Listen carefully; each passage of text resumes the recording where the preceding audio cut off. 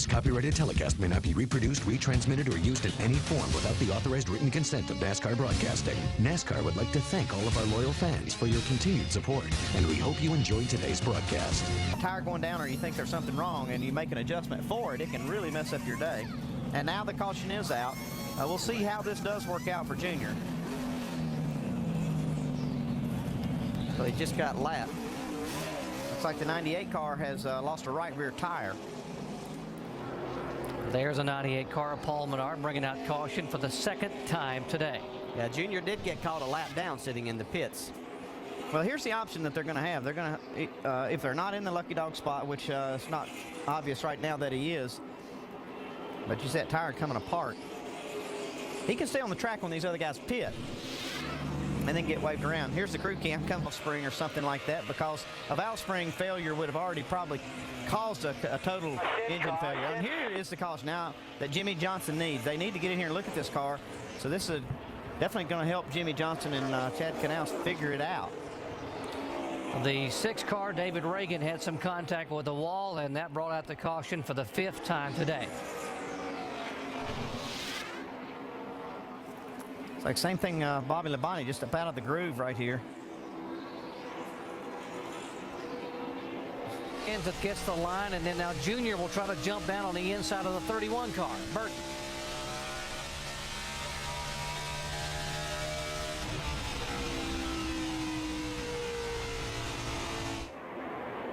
Yeah, look at the run right here that Junior gets. Oh, a little bit loose right there for Junior. On the inside of Jeff Burton. Got a caution. And watch Casey Kane in the 9 car, easing in between them. Whoa! Wow, what a move that was. What a move. Robbie Gordon had got turned around up in turn 3. Yeah, flat tires, pit this time. If you think your tires are going to go flat, pit this time. Yeah, they're flat. Well, it's getting wrecked, okay? Having a pretty aggressive attack here. Good run up high there. And it's in progress, so he gets a tap after he spun from David Stremme, but that was just because Stremme had nowhere to go up high. Back at Pocono Raceway, we are under caution, and yes, the 7 car and the 12 car were involved in this caution flag. NASCAR Sprint Cup presented by Old Spice. Here's what happened. It kind of developed on back in the corner. See, Robbie Gordon is trying to send a message to David Stremme. I don't think David was accepting it too well here. You see Stremme pulls over to the inside. They continue to race. Go down in the tunnel turn. Everything's okay right here. But as we exit, it's like, did Robbie Gordon turn down on him there, Dale? No. It looked like Stremme lost the nose of his car right there. Yeah, could have. Could have emotion. We've got a lot of guys on pit road here. They're still not in a window to make it from here. No, can't make this many laps. Now, we are being told that there will be a 5-lap penalty for the 7 car and the 12 car. And the big question with him is not that he's got speed, does he have enough fuel to make it all the way? He pitted on lap 159. He'd have to go. Oh, trouble. Trouble. Okay, this is going to be. Hold on, yeah. Turn left. Man, this is close calls right here. Man, that was actually Ambrose teammates got in that had too. the problem there. Rudeman and Marcus Ambrose. And the 00 Rudeman, who came in here just 68 points out of chase contention in 13th spot. This is really going to hurt. There's Rudeman and the 00 Marcus Ambrose, who was having a great top 10 finish. And oh, by the way, as you watch the 11 car, Denny Hamlin. Yeah, he's putting some pressure on Rudeman here, trying to get by Marcus Ambrose at the same time, and just gets into him. Oh, wow. And it knocks him right into Ambrose. Got both of those Michael Waltrip cars in one shot. So a possible top 10 finish. Look back here, 3 and 4 wide. Andy's enter turn 1. 4 wide getting into 1. Oh, we got a crash. Hard crash. Hard impact. Bobby Labonte. Reed Sorensen, Michael Waltrip. 10 car lengths back. Joey Logano got a little piece of that too. A lot of cars involved. Rudeman even down in the grass there. Heavy damage on Joey, and that was a very hard hit for Bobby Labonte. I wonder how many times we could holler 4 wide getting into 1 that this wasn't going to happen. Yeah. Man. Reed Sorensen's Dodge damaged. Sits down on the inside of the turn, trying to get that car fired and pulled away.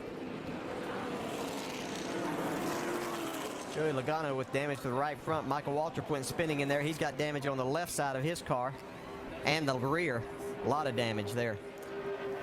Let's see if we can figure out how this thing started entering one. The fastest part of this racetrack. Oh, that's good to see Bobby Labonte climbing out.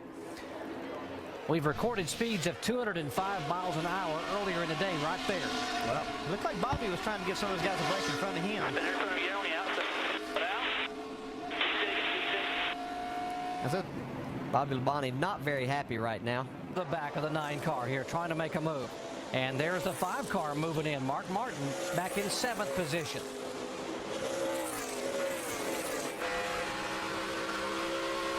Four laps to go here at Pocono. What a day here at Pocono. Denny Hamlin is the leader. Dave. Now, last week at Indy, I talked with crew chief Mike Ford about running racetracks like this and like Indianapolis, where they had been so good. Mike said, since we went to the new car, I don't feel like we've been nearly as good. Remember when Denny won here twice as a rookie in Pocono? It was with the old style car. I really think our high bank 1.5 mile program is much better than tracks like Indy and Pocono. Well, I think he's turned around the Indy Pocono tracks. No doubt about it. I mean, 4 top 5 finishes, last 6 races. The big disappointment last week at Indianapolis when they broke the drive shaft, had shifter issues, got a 34th place finish. Denny Hamlin has not won a race since the spring of 2008 at Martinsville, 50 races ago. Jeff Gordon just passed Tony Stewart. That's for the 8th spot. Gordon's had a really fast car the last half of this race. He just could never find himself in the right spot on these restarts. They've been out of sync also on some of their pit stops and strategy, and it's kind of placed them back there. They've had to take on tires when some of them didn't. Mark Martin now moving on the inside to try to take a spot away. Every point is valuable here. Martin wants to be able to hang in a position to stay in the chase. He right now is 10th in chase points. Yeah, let's see how much Brian Vicker pushes the issue. He drives it off in on the outside of Mark Martin there. That's through turn 2. They'll approach turn 3 here. Mark would really like to get those 5 points right there. It's actually 4 points back in that position. As of right now, Mark has lost a position in the point standings. He came in 9th, and he is in 10th. 2 laps to go. White flag next time by. This is the kind of race that Mark Martin needs, though. A good solid finish, not losing any points.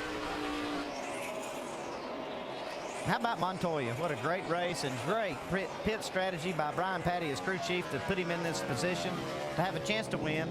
Looks like Denny Hamlin's going to take it, but Pablo Montoya had his chance because of that strategy. Yeah, he had that, and just another solid day for those guys to remain well inside the top 12. This would be Montoya's first top 5 finish of the season. They can hold on to 2nd place. It would be Hamlin's first win of the year. White flag this time by. Final lap here at Pocono. White flag one more time. They've shown that they were the car from the very beginning of this race with Denny Hamlin and Mike Ford, that it was theirs to win. A lot of different things transpired throughout the day. He got himself in position. We see Kevin Harvick and Jimmy Johnson battling for the 12th spot here. Jimmy Johnson made a run up there into the top 10, but started to slip back just a little. He used a lot of car for quite a few laps there. His battle's still going on here with Mark Martin and Brian Vickers. Battle for 6th position. Final lap. Martin says, I need these 4 points big time, but so does Vickers. Yeah, one's battling to stay in the top 12. The other one's trying to get himself positioned there. Mark not able to make the pass. It has been a very difficult week for Denny Hamlin. He lost his grandmother a couple days ago. Very emotional. Didn't want to be here. Wanted to be with the family. But today, Denny Hamlin goes to victory lane for the first time in 2009. Jimmy Johnson trying to battle Harvick for position. With a heavy car, we had 2 angels run 3. Looks like Harvick got him at the line, but a great comeback for Jimmy Johnson. So it is Hamlin. Montoya gets his best finish of the year. Boyer, Sam Hornish, his best career finish in NASCAR Sprint Cup racing, and Casey Kane, yet another top 5 finish. Yeah, Brian Vickers though able to hold off Mark Martin. Mark finished 7th. Jeff Gordon comes home 8th. Kurt Busch ends up in 9th, and Tony Stewart with another top 10 in the 10th spot. Everybody did a great job.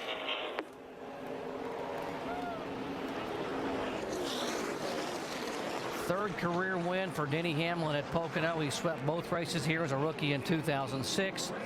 7th win at this racetrack for Joe Gibbs Racing. And there's Juan Pablo Montoya. What an effort. Brian Patty, the entire crew there. Best finish of the year. And Tony Stewart, we talk about comebacks. Wow. Yeah, it looked like you could write him off at the beginning of the race, but they worked on it. This copyrighted telecast may not be reproduced, retransmitted, or used in any form without the authorized written consent of NASCAR Broadcasting. NASCAR would like to thank all of our loyal fans for your continued support, and we hope you enjoyed today's broadcast.